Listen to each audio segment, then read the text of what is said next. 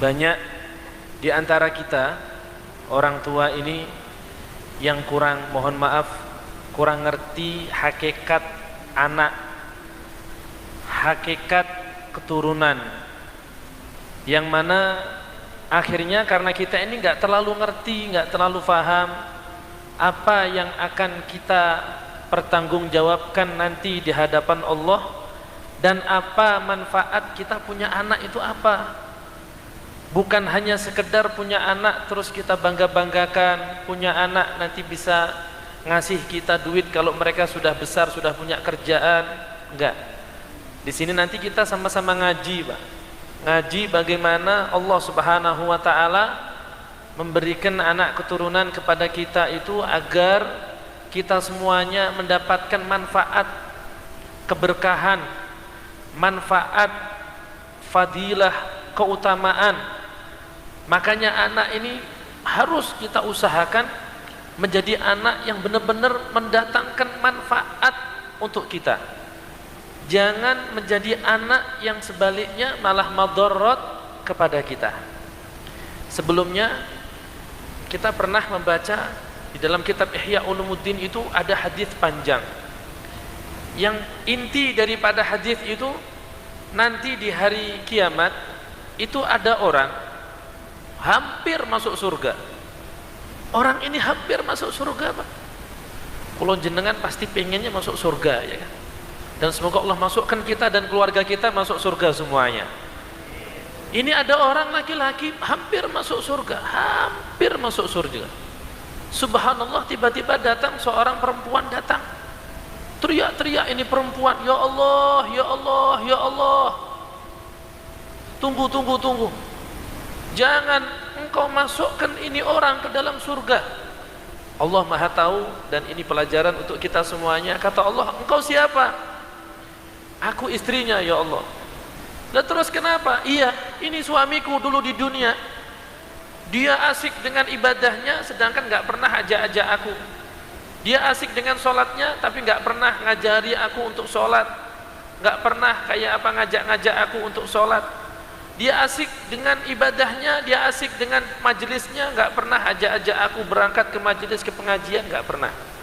Dia rajin baca Quran, sedangkan aku gak pernah diajak, apalagi diajari ngaji Al-Quran. Ya Allah, aku gak terima, aku gak terima. Aku masuk neraka gara-gara aku punya suami kayak dia.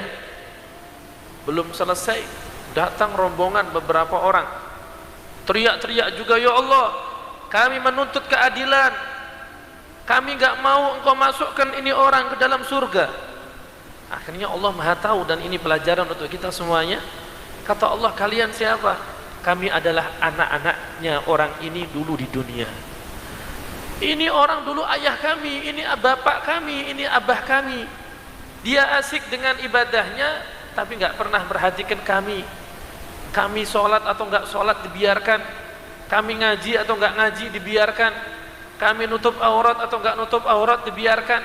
Kami maksiat dibiarkan. Kami pacaran dibiarkan. Pokok intinya kami melakukan apapun terserah kami. Kami enggak mau dia masuk surga, sedangkan kami masuk neraka. Allah Maha Adil. Akhirnya Allah apa? Nyuruh malaikatnya, wahai malaikat, kebaikan-kebaikan orang ini tolong bagikan kepada istri dan anak-anaknya. Kebaikannya sudah hampir sempurna, Pak. Dibagikan untuk istri dan anak-anaknya habis, masih belum bisa nutupi keburukan, maksiat, kejelekan yang pernah dilakukan oleh istri dan anak-anaknya. Sampai habis ini pahala kebaikan ini orang belum bisa menutupi dosa yang dilakukan oleh istri dan anak-anaknya. Akhirnya kata Allah, seret ini orang dan istri dan semua anak-anaknya ke neraka sana. Diseret semuanya ke neraka. Padahal ini orang tadi hampir masuk surga. Masya Allah. Semoga kita dan seluruh masyarakat Masingai gak ada yang kayak gini. Ya, kalau ada ya satu, mohon mungkin perwakilan mungkin. Kalau ada yang mau, kan gak ada ya kan? Atau Pak Lurah kah perwakilan masuk neraka biar kita semuanya masuk surga? Gak ada. Tapi yang seperti ini realita di mana-mana. Banyak kepala keluarga yang mana mereka nggak paham bahwasanya nanti akan ada pertanggungjawaban. Kita sebagai suami, kita sebagai orang tua akan dimintai pertanggungjawaban nanti atas istri dan anak-anak kita. Maka dari itu di waktu yang sangat singkat dan sebentar ini kita akan ngaji bersama hakikat anak itu apa.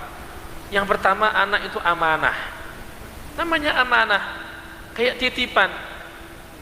Sampean titip sepeda motor ke saya, maka saya harus menjaga, gak boleh sembarangan. Bahkan sampean kalau nitip, Ustadz ini motor ini biasa saya isi pertamak, tolong jangan diisi pertalit, apalagi premium,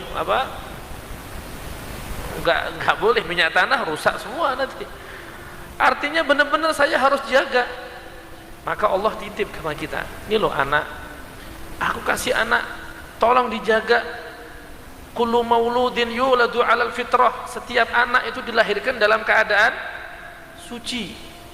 Cuma orang tuanya yang menjadikan ini anak akhirnya bisa Majusi, bisa Yahudi, bisa Nasrani, walaupun Muslim tapi akhlaknya nggak seperti seorang Muslim, kelakuannya nggak seperti seorang Muslim. Itu gara-gara orang tua.